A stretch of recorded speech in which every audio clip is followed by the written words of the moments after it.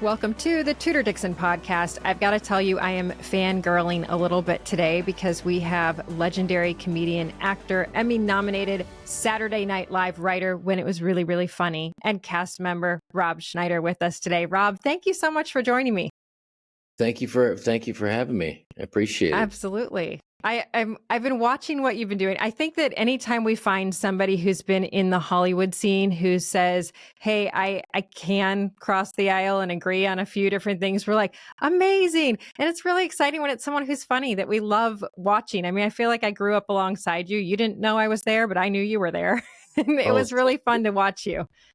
Well, I would just tell people, and especially, people who live in the blocked blue state of California. Look, there are no conservatives anymore. They're just people who aren't crazy liberal. That's all. Yeah. Just chill out, everybody, And I think you get through to people that way. I mean, you really have. I mean, there's no more of a basic attack on our liberties than free speech. So when you have like Tim Walz and Kamala Harris saying that it's a privilege, they don't seem to understand that this constitutional republic, it's guaranteed free speech. It's not the speech that she likes or he likes that agrees with the liberal ideology, or the illiberal ideology, but it's all speech. It's the stuff you don't like. That's what needs protection the most. And, it's a shame that people have to be reminded of that. But anyway, that's in my new book, You Can Do It, Speak Your Mind, America. It's just a nice, healthy reminder for people.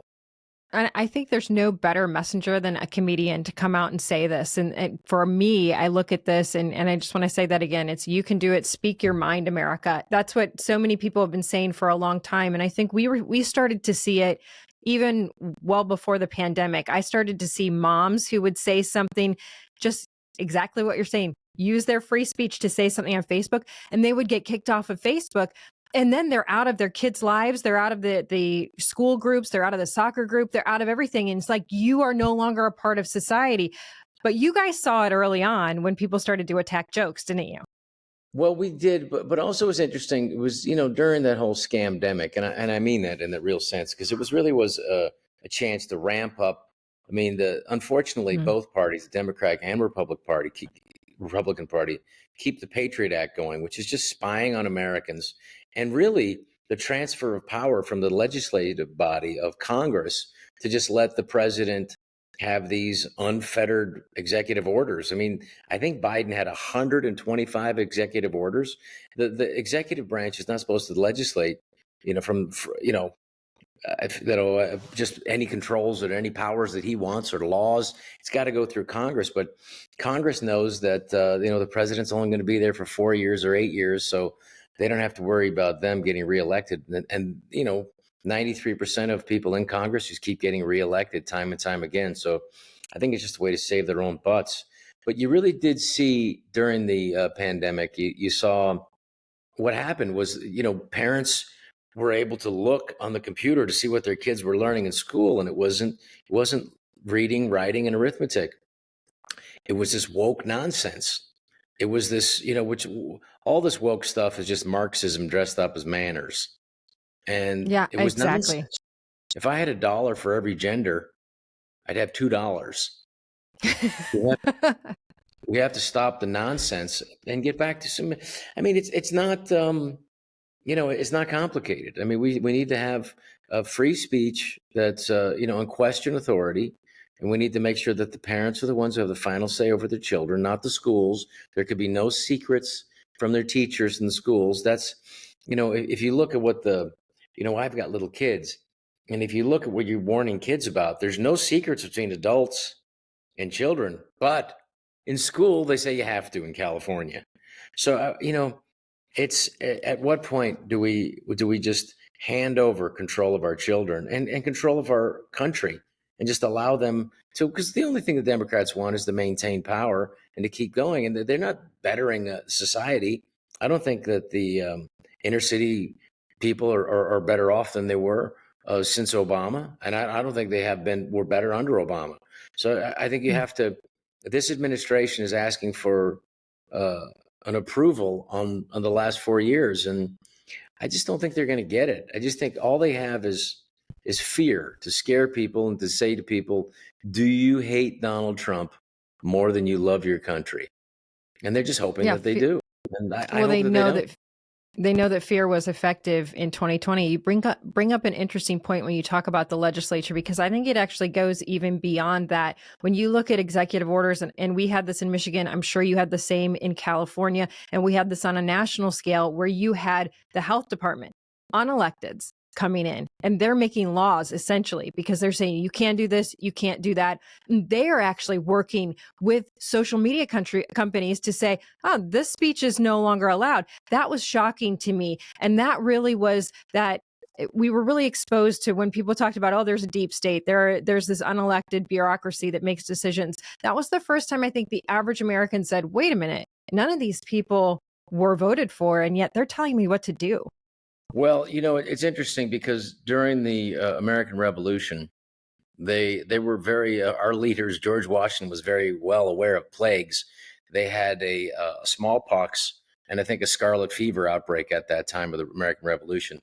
And if you notice, there's nothing in the Constitution that puts aside our rights. There's nothing in that says like, well, you have these rights of free speech and you have the rights to bear arms and you have, but unless there's a plague, unless there's a bad flu going around, then all those rights get taken away. You have the right to assemble and so they didn't have that specifically because it's during the Constitution was written for difficult times.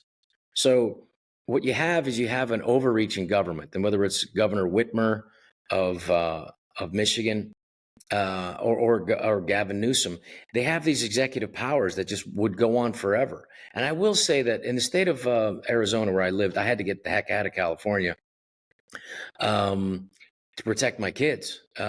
And I knew that, but there's been no legislation. In Arizona, there is legislation to limit to 30 days what the governor can, the executive power to shut down the state. But it's still in Michigan. There's no legislation to take away Governor Whitmer's powers to do it again. And where's the apology? Well, where's the I'm sorry for the lockdowns? I mean, you had African-American children that took decades for them to get to on par with other students on the reading levels. And they've since fallen off a cliff. I mean, we have a generation of kids now because of the lockdowns, which were never scientifically proven to do anything but cause harm. And now we're not going to know for a decade the real harms to these people, the people who just got lost in the system. So yeah, it was a real eye opener.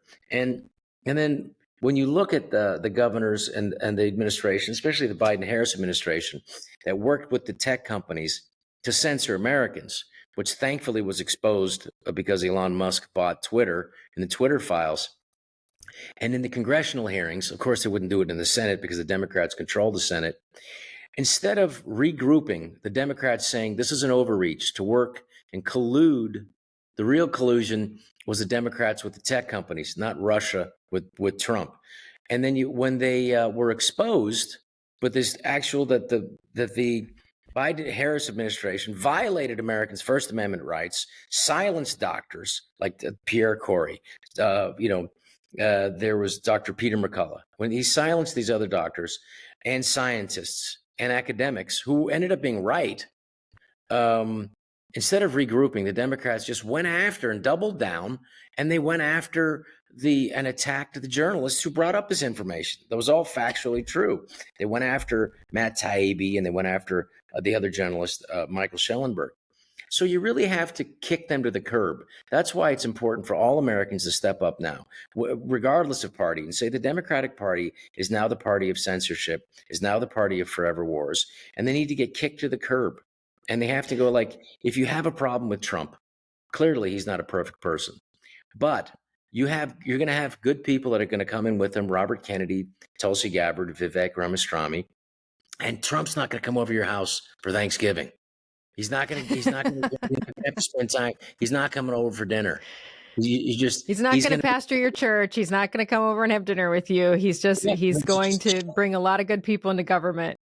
Do you want the crazy thing? We have to really think about this. And there's the existential threat that they throw about Donald Trump, but there is an existential threat, not existential. The real threat is this Democrat forever wars saying it's okay. Mm. I mean, the craziest thing in my lifetime, is the Secretary of State Blinken saying it's okay for American missiles to go to Ukraine, to go deep into Russia.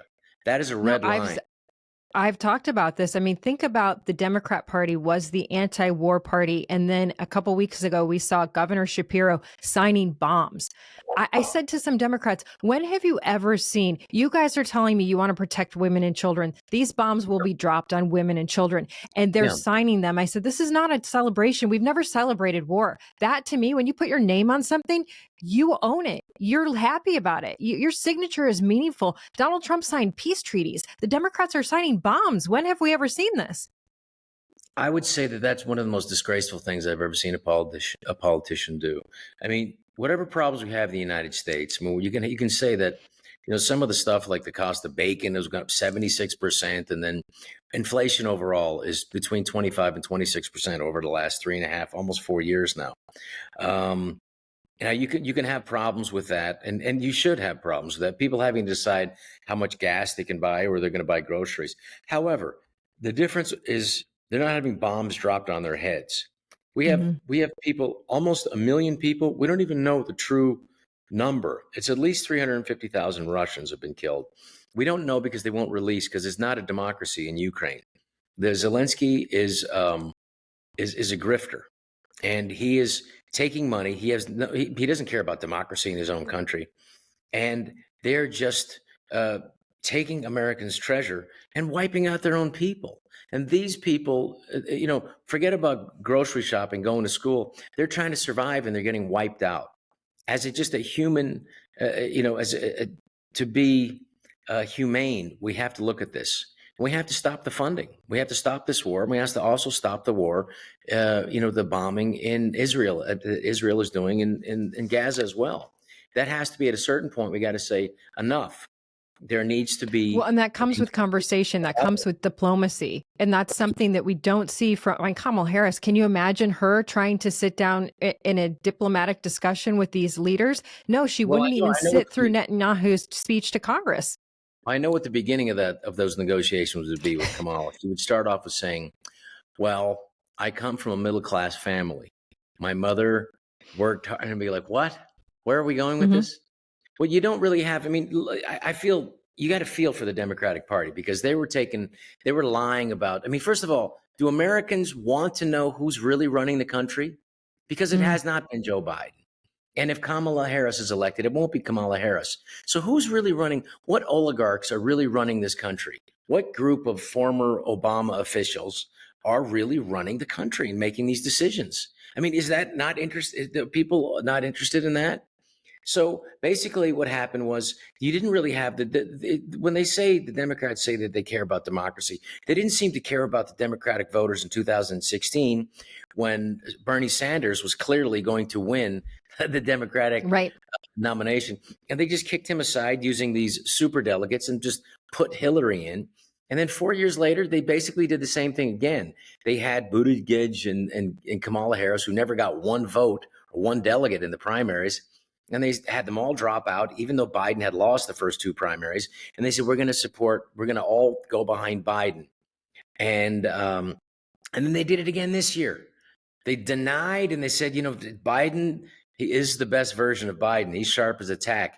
And then when he was exposed that he was brain-addled and that he has not been doing anything, and that that's why he couldn't take questions and wouldn't go to a press conference, they just pushed him to the curb and discarded the 14 million people who voted for him in the primaries, and just anointed Kamala Harris, because it would have been too embarrassing to put somebody else. She was not the first choice from Nancy Pelosi, believe me. They would have rather had Gavin Newsom or somebody else, or Gretchen Whitmer. But they were so afraid, what if we can't turn down this woman? They would look Can't go bad. Against our woke policy. She checked our boxes once. We got to have her check the boxes again. The DEI kicked in to their detriment, and you see what happens. She just can't. She can't do an interview. She can't stay on subject. She can't answer a question. And she, interestingly, against Charlemagne the Gad, or whatever his name is, they don't. She doesn't answer questions. And she says, like, well, why do you stick to talking points? Well, you got to hear things 3 times before it kicks in. We're not idiots. And also, like, Right. that's from Madison Avenue. That's for advertisers. That's what people That from and that's what Coca-Cola say. that exposes so much, because you make such a great point. That exposes so much. That is her sitting in a meeting with a consultant, not the people of America, with a consultant saying, Yeah. you've got to do it this way to teach the dumb Americans who we want them to see. Because it's not her. She doesn't believe in these things. These don't come from her heart. And the one question that has not been asked that you bring up is, when did you know Joe Biden wasn't running the country, and who's running the country now? Well, I hope Brett Baer is asking that question right now. Yeah, that's it. That is actually a great point. He also has to worry about, like, not being misogynistic. But it's like, hey, listen, let's not worry about, uncomfortable questions. This is somebody who's going to be the leader of the free world, supposedly. So we need to ask some serious Right. questions. They've been lying about this for years because they don't care. The Well, Democratic is no longer the party of the people. Really, it's the Republican Party, and they have an opportunity, and I hope they don't blow it by being I the party. agree. And I mean, if because anything, we've done it before. We have blown it, and I think that there is this machine behind the scenes on both sides that is the consultant machine. Do this, do that. This is we're looking at polling, and it's not the feel of the country, but when you're out there on the ground, you know what people need, you know what they see. And you brought up the pandemic, and I want to go back to it because we really never have talked about this on this program. But in Michigan, you talked about them going after doctors. When I was campaigning, I met 3 doctors who were fighting for their license because they gave people ivermectin, fighting for their license because the governor had used her health department as this Gestapo to go in and take away your livelihood. They just took it away because the doctor said, I feel like I'm making a good decision with a medication that has no bad side effects, that is not going to harm, could potentially help. A medical decision between a person and their doctor, which is what we hear from them all the time. But those doctors lost their medical license, and they had to pay lawyers, and they had to go through court, and they had to beg to get it back. And this is just, we now don't talk about it at all. Well, they just want to ignore it. And no one paid the consequences. I don't see Gretchen Whitmer apologizing for it. I don't see anybody. I don't see Gavin Newsom apologizing for ruining the education of children in California. I mean, it was 50. They had 51. They had about less than 51% graduation rate before the pandemic. I mean, in LA Unified, the biggest school district in America, you don't have people there. There's no comeuppance. There's no consequences for their actions. They just continue to keep going. That's why the only consequence we can is kick them out of power. But what you have the fear machine, and you have, like, Gretchen Whitmer was reelected. So at what point do the people, the good people of Michigan, say enough is enough? I mean, she just did something disgusting the other day with, sacrilegious against the Catholic Church. I mean, she would never do that against Islam. She would never do something about very good point. Respectable Muhammad, but she would certainly do something like the sacrament, the most sacred of all Christian rituals, the sacrament of our Lord Jesus Christ. And she has no problem mocking that. Just, I didn't. It's about this. She's disgusting.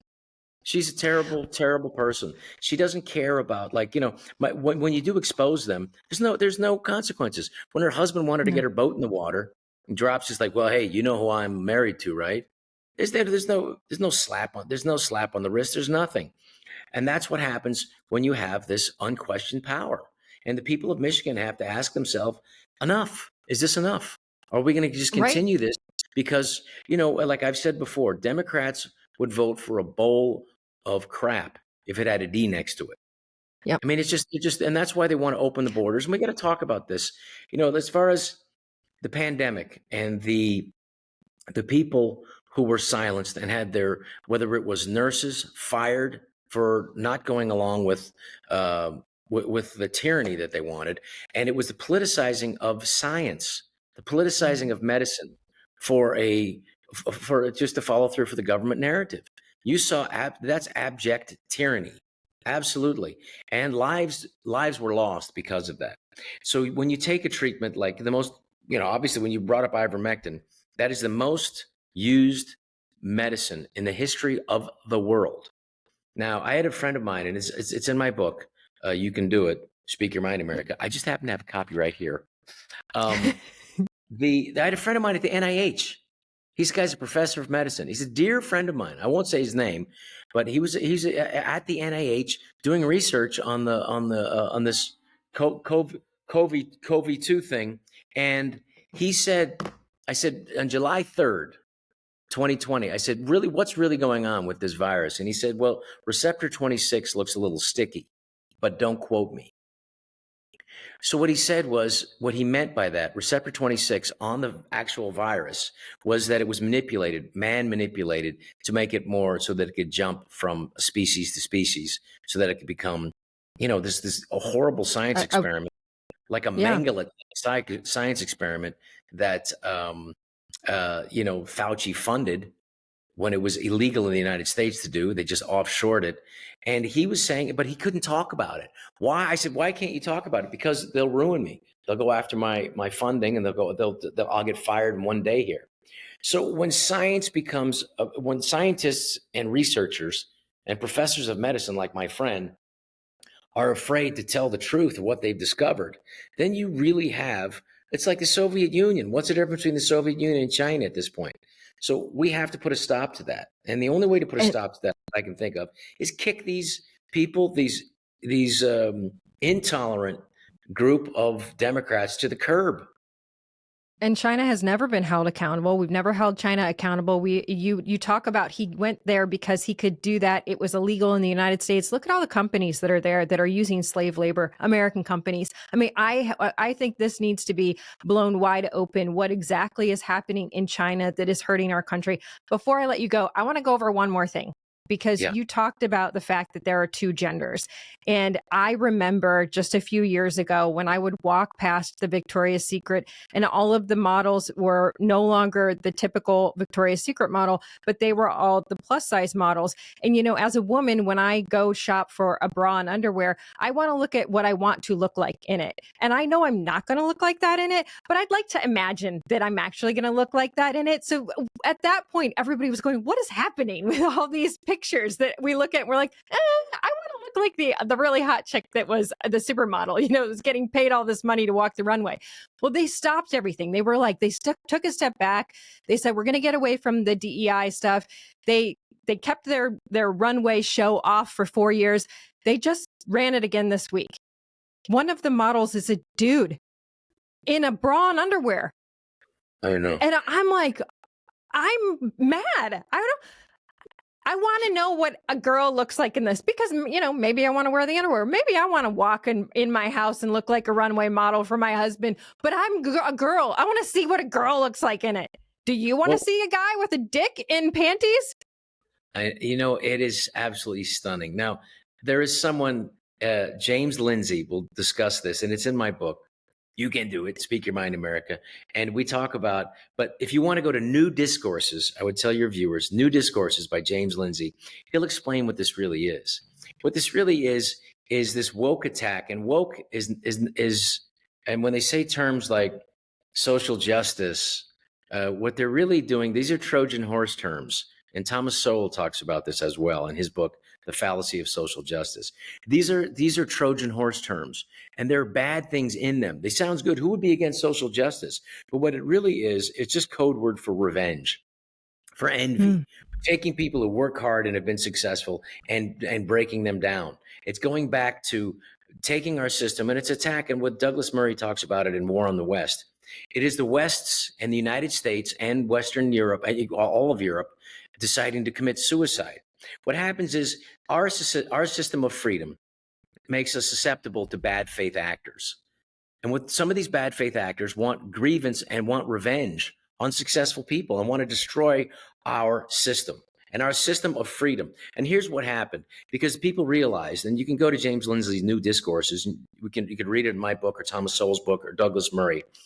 What happened was they realized that the revolution was not going to come through the workers, because there was two revolutions that Mao Zedong did in China.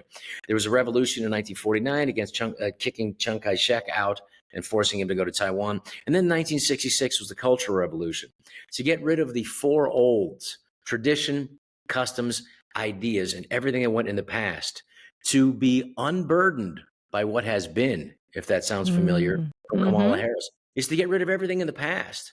And so they realized that the way to do this, because like I said, the revolution wasn't going to happen with the worker. It was going to happen because the worker realized that his life got better. His children's life got better from working because capitalism works. So what they had to do is they had to infiltrate education. And they went to the universities first. And by 1970, they got in there. And it was Marcuse, it was one of the French intellectuals to go ahead and to invade and infiltrate and put Marxism and communism, which was the communist Marxist who was Kamala Harris's dad was a teacher of Marxism at Stanford University. She is a Marxist. And so what happened was then from the universities, they had to go into and integrate also K through 12 primary schools. And so they've done that. And what they want to do is divide and cause chaos in our society, so much problem. They want, so we don't know which bathroom to go to. That cause so much problem with gender, sexuality, the trans movement, to accuse people of being racist just because of the color of their skin again, white people, and automatically a system of oppression. And they're going to do all these things. They're going to want us to only go through and look at society through the vision of through three things: race, gender, and sexuality, to cause so much strife and chaos that people, Americans, will finally, and people in the West will give up our rights to have some form of calm. And that's the plan. And if we continue to vote for these intolerant leftists, this is what they are, that's what they're going to continue to do. So we have to stop. We have to draw the line and say enough is enough, kick them out so that the Democratic Party can hopefully regroup and go back to being a normal party that isn't pro-war, that isn't pro-censorship, and isn't, this DEI nonsense. And I hope that Americans will do that. It's very interesting. So I think a lot of people are trying to figure out what Marxism, communism, socialism, all of these things are. And I'm just going to plug Hillsdale College for a second because they have these free courses. And what you said, you will learn about that in this course on Marxism because they say exactly what you just said. Marx he was like kind of an elitist, just like what we're seeing today. Yeah. He watched what was happening at factories. And all of a sudden, this is the industrial era. Nobody's been able to make their own income. Just like you said, the workers weren't able to. If you went to the workers, they were happy. They were like, I get that the boss gets more money, but I finally get to enhance my life, to increase my status. And he went to the universities and convinced people, you've got to fight for the worker. And I bet you today, if you went to the workers, they'd say the same thing. We like what we're doing. Well, what the open borders does do is it puts pressure on the worker, on the middle class, and to take away decent paying jobs and to just replace them. And also to have these forever voters. I mean, truthfully, can you imagine how crazy the Democrats would go if Republicans were flying in Haitians to Springfield, Ohio, and to other countries, to other counties and to other states, and they were voting Republican? They would stop that in 8 seconds. So it is clearly an assault on our freedoms. It is clearly an assault on our Constitution. It's clearly an assault on our constitutional republic. So I think people at a certain point, have to stand up for it. And it's not going to be easy, but you have to stand up and you have to speak your mind and you have to say enough is enough. And it's going to cost you. It may cost you money to speak your mind. Well, that's what I wanted to ask you. How did you do it? Because I know that this cannot be easy for you because your business is speech. I mean, and that's the funny thing about it. Your business is speech. Speech is being ratcheted back.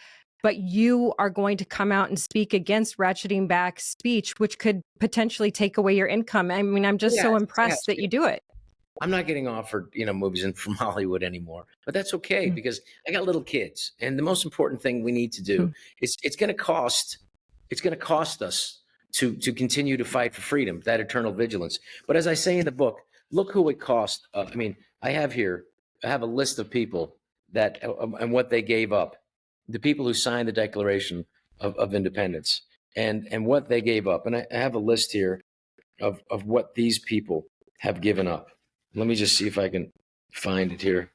And it's going to cost you, but it's going to cost you more, and it's going to cost you your freedom, which is everything. I mean, Robert Kennedy, who's a dear friend of mine and a total man who gave up so much to fight for this, and he said there are some things worse than death, and living in a totalitarian system is certainly high among those.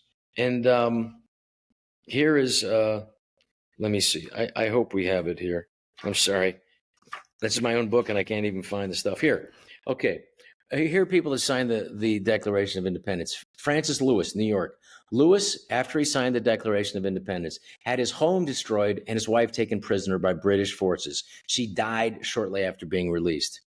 Richard Stockton, New Jersey. Stockton was captured and imprisoned by the British, who devastated his estate and confined him in the inhuman prison Provost Jail in New York, where he was starved and brutalized. John Hart, New Jersey. Hart was forced into hiding, during which his farm was destroyed, his wife died, and he never saw his children again. Lewis Morris in New York. Morris's entire estate was seized and his family was homeless. His entire wealth was spent on the revolution. Philip Livingston, also New York. Livingston died before the end of the war due to the stress and strains of his work.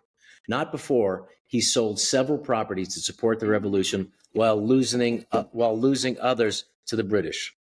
So these are just some of them, but they all cost, and they all gave. And at a certain point, your country is going to require you to make some sacrifices. And yes, maybe your uncle and aunt won't come to Thanksgiving dinner, but maintaining a free, unfettered speech, maintaining your liberties.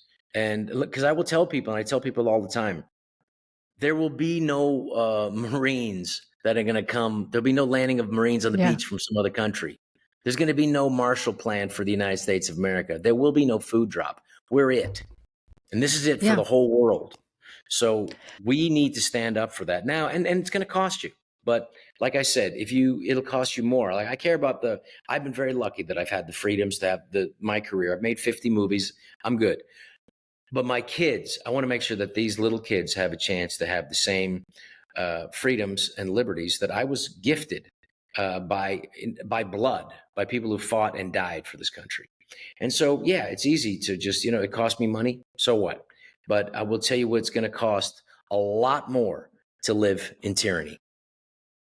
I love that you read out of the book, because honestly, that brought a tear to my eyes. I mean, as you are talking about what people have given up, don't ever forget how this country was founded. So when those people don't come to Thanksgiving dinner, then buy them You Can Do It, Speak Your Mind America, and send it to them. So tell people, where do they buy the book? Because you just read that. I'm like, this is beautiful. I want to be able to learn these types of things, and we should always be learning. So where do they buy it?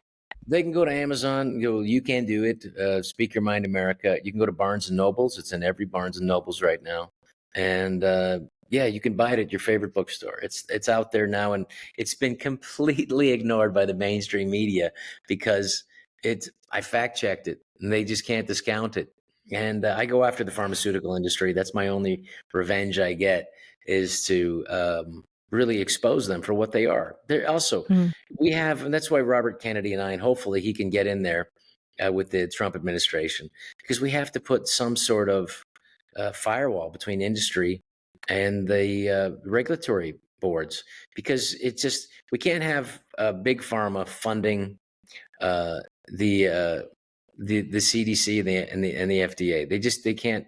We can't have that. We can't have to continue to have foods that are poisoning to our people.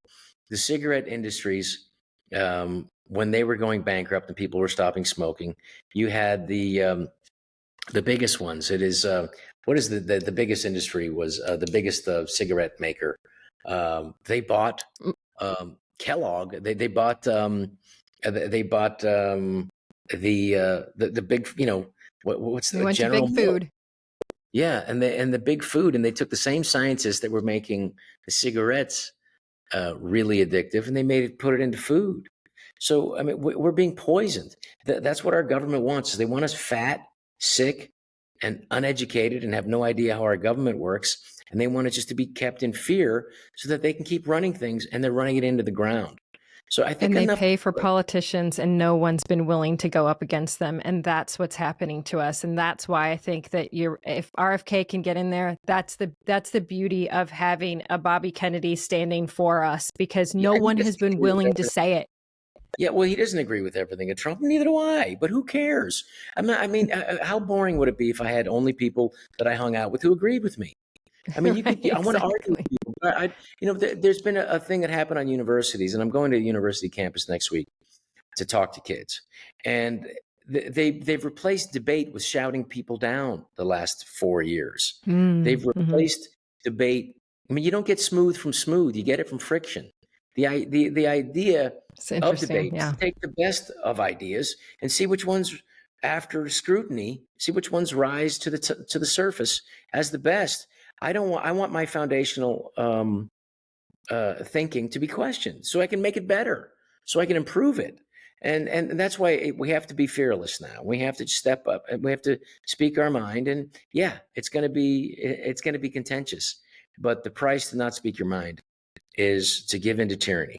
So absolutely, I hope people will vote their conscience, vote, and see if you ask yourself a true question: are you better off than you were 4 years ago? If not, then let's change it up. Well, you are an inspiration, and I appreciate you being here today. Rob Schneider, keep going, keep fighting. You inspire us to keep doing the same. Thank you very much. Thank you for your time, and thank you for having me.